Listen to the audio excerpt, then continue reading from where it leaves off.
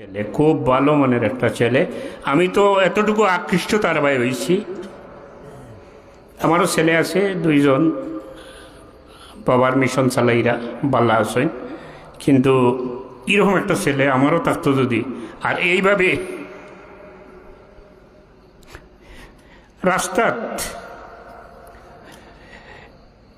রাস্তাত ওই এইভাবে তারে এই মিশন লইয়া হে দেশের মানুষের লাগিয়া নির্যাতিত, নিষ্পেষিত, অবহেলিত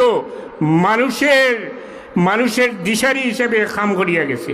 আমার এই ধরনের একটা ছেলে থাকতো, এইভাবে গুলি করি কেউ মারতো থইলে আমি গর্বিত এক বাবা হইলাম, মনে আমি গর্বের সাথে হইলাম, মনে আমি সেই বাপের, সেই ছেলের বাপ, সেই হাদির বাপ আমি হইলাম মনে। আমার বালা মানুষের মূল্যায়ন এই দেশে না, এর লাগে এই দেশ আগাইতে পারে না।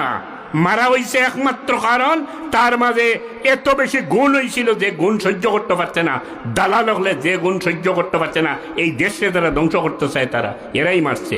যে কোনো লীগের মানুষ, আপনারা কথা কইলাম,